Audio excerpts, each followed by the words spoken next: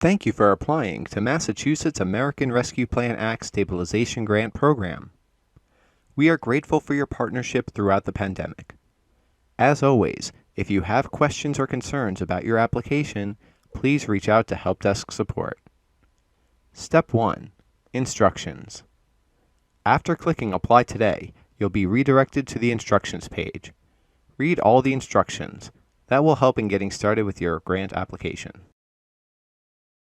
The instructions provide information about the grant program and what you'll need to fill out your application. Please note that throughout the application, there are blue icons with the letter I. If you hover over these icons, you can see additional information about how to fill out the specific application question. To navigate throughout the sections of the application, providers can click on the step number in the navigation timeline in the top left corner of the screen, or clicking either the previous or Save and Next buttons at the bottom of the screen. Important to note, clicking the back button on your web browser may impact your ability to save the changes.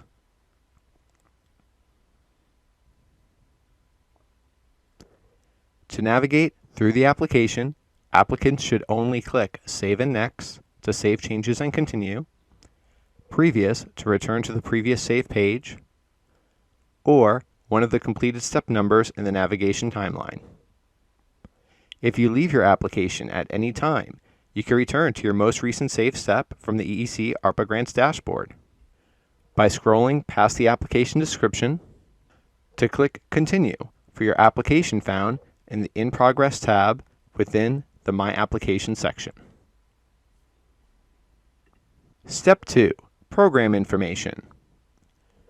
In an effort to ease the user experience and support providers submitting a successful grant application quickly, many fields have been auto-populated based on information received from LEAD. If this information is inaccurate and needs to be updated, there is a link to complete an appeal form. You can see an example of this link to the appeal form here. These links will be throughout the application wherever there is information auto-populated. The appeal form is to request changes to such information. EEC will review the appeal form to validate the data, to ensure timely and accurate grant payments to providers. In the application, as previously mentioned, this question has a blue I next to it. When I hover over it, more information about the provider program number is provided. The first field you will need to complete is to indicate the month you are applying to start your monthly grant. Monthly funding amounts will be calculated based on the information submitted in your application. You will have an opportunity to confirm or update your application information for each of the following months. Please note that your site must be open to serve children during the month for which you are applying to start your monthly grant, and all information provided in your application must be correct for that month. Once you have submitted the application for your first month, you will be asked to recertify the information for each month following. Monthly funding amounts will be recalculated if any updates are made in future months. On this page, and throughout the application, you can see red stars or asterisks. They indicate which fields are required to move on to the next step. If you try to proceed without filling out one of these fields, you will get an error message, and the required fields will be outlined in red until they are completed and you can move forward. Once you are done with all the fields, at the bottom of the page, click Save and Next. Again, at any time, you can also click Previous to go back one step. Step 3. Operation hours. Verify that the hours and fees shown are correct. If corrections are needed, click here to make corrections on your consumer web page. Once the operation hours and fees have been verified, check the box to approve. Then click Save and Next. Step 4. Capacity information. This screen is intended to gather enrollment information for all the different ages of children within your program. Please enter the number of children enrolled as of the first of the month for which you are applying for each age group listed. For example, if this program is applying for July funding, and has 10 infants under 12 months enrolled on July 1st. Then, the number 10 should be entered next to 0 to 12 months. Once you have completed all the different age ranges, the system will automatically add the enrollment numbers for each age category to report on the total number of your current enrollment. If the total is incorrect, please review your count by age group. Next, EEC is looking to gather information from programs about what additional support you offer families to help pay for childcare. If your program offers additional support outside of subsidies to families, please answer those additional questions. This help could include siblings or staff discounts, scholarships, sliding scale tuition, or other types of reduced tuition. Next, if you are a center-based provider, the application will ask for the number of classrooms you operate. Please enter the number of classrooms currently open in your program by age group. If a classroom serves children in 2 age groups, count it in the youngest applicable group. For example, if you have a classroom that serves infants and toddlers together, count the classroom in the infant category and not the toddler category. You will see the total number of classrooms summarized for you at the bottom of the screen. This number should match the total number of classrooms you are running. If it does not, please check that you haven't neglected to count a classroom or double counted a classroom that serves 2 age groups. For all providers, EEC is looking to better understand program monthly operating expenses to inform potential future grant opportunities for childcare programs. If you are willing, please calculate the total amount you have spent this month to run your program. To continue, click Save and Next. Step 5. Staff information. Here, the application will ask for information about the teaching staff in your program during the month for which you are applying. For example, if you are applying to start your monthly grant for July, you should provide the count of educators working in your program during that month. If this changes for later months, you will have the opportunity to update this information in the application for each month's recertification. Center-based providers will be asked to provide a count of the number of full-time equivalents, or FTEs, in different roles. An FTE is a calculation of the percentage of full-time coverage your staff provides. Each individual staff's FTE is calculated by dividing the number of hours worked weekly by the number of hours your program considers as full-time. For the purposes of this application, 30 hours per week is the minimum number of hours that may be considered full-time, but you should use your program's definition. For example, if your program considers 35 hours per week as full-time, and you have a staff member who works 17.5 hours a week, this would be considered as 0.5 FTE. For each role, enter the total of those FTEs. For instance, if you have 2 assistant teachers, counted as 0.5 FTEs, then enter 1 as the number of FTEs in that role. If you are a family child care provider, the application will instead ask you if you employ an assistant at your program. If you answer yes, you will have the option to indicate how many hours your assistant typically works in your program. If you have more than 1 assistant, add up their hours to simply report the total number of hours for which you have additional support. Both center-based and FCC applications will also ask you to report on the highest and lowest salaries you provide staff in each role. If you have only 1 assistant or 1 person in a role, you should enter the same number for both the highest and lowest salary. Please note, you should provide this information as an hourly rate, not an annual rate. If you only know the annual rate, just divide it by the number of weeks worked by that person in a year, then by the number of hours worked each week. Next, you will be asked about stipends provided in the fiscal year of 2021.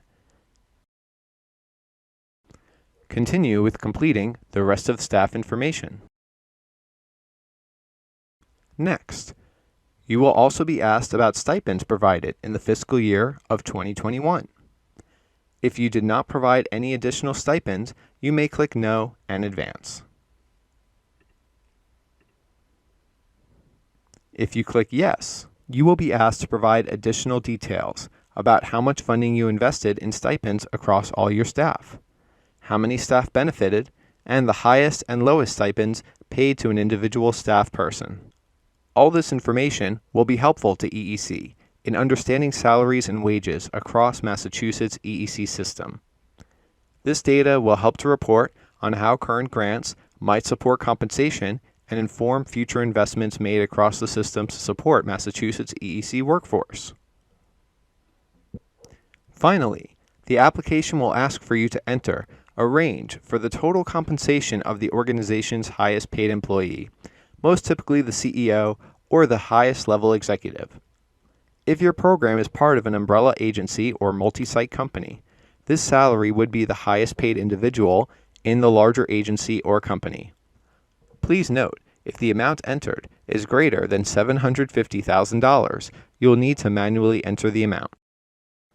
This data is necessary because the grant will limit payments to programs with very high ratios between the highest paid executive and lowest paid educator. But this is not likely to affect most programs. This ratio needs to be higher than 40:1 to lead to any restrictions. Once the executive CEO salary is entered, the system will calculate and display the educator CEO compensation ratio. If it is higher than 40:1, you will see a warning that the grant award will be limited. If, for any reason, you believe this formula does not accurately capture the management and financial structure of your program, you should complete the appeal form to provide further information using the link here. In the appeal form, click on the box for staffing and enter an explanation of the consideration you would like. When you are ready to continue, click Save and Next. Step 6, Equity Adjustment.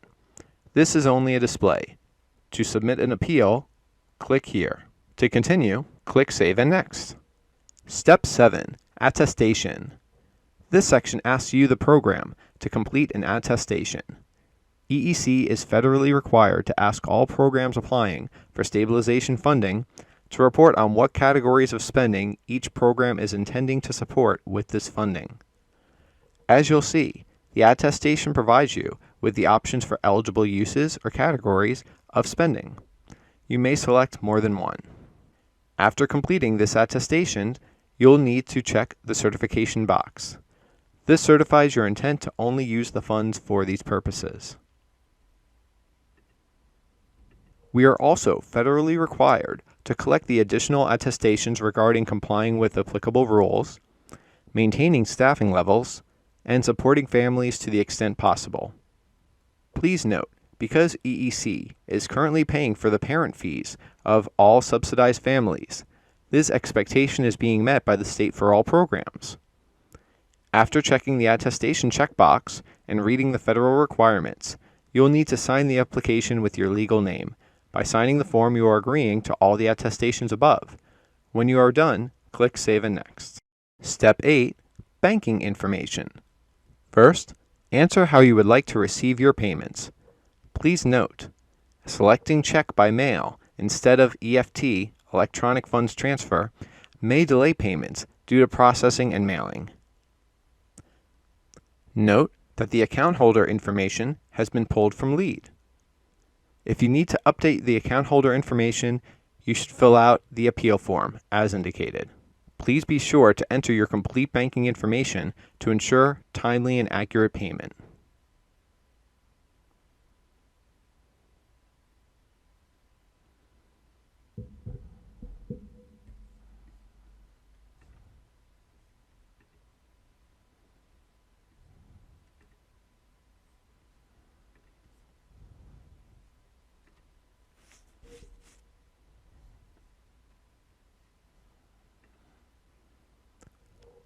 When you click Save and Next, the system will automatically validate the bank account, so it is crucial that the bank information you enter is valid and active.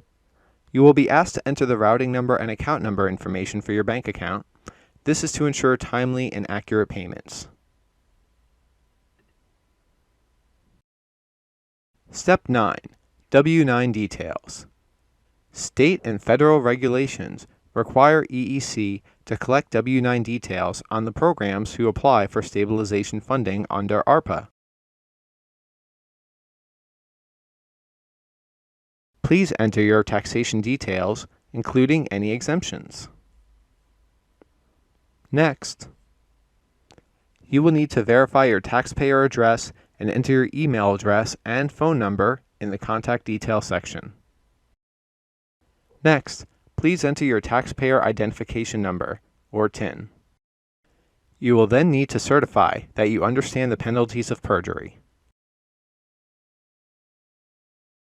To administer funding under this grant application, EEC requires that your legal name and address on the W-9 is the same as the information on your bank account.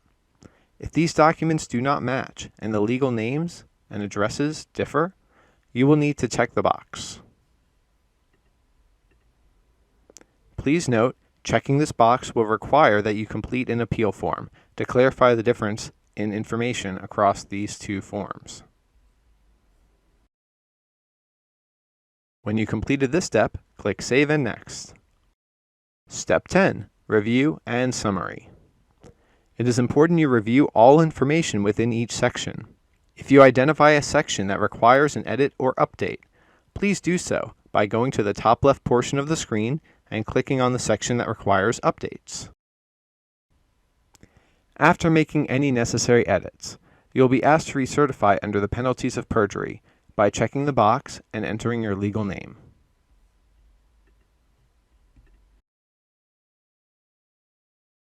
Finally, click Submit to submit your application. Once you click Submit, at the top, a green banner will state you successfully submitted your application. In addition, your monthly award projection will be displayed. If you wish to appeal, click here for the appeal form. Once you close this window, you'll be redirected to your EEC ARPA Grants dashboard.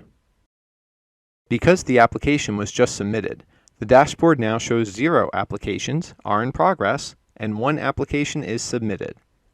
At the bottom of the dashboard, you can still view your submitted applications by clicking on the Submitted tab, then clicking View.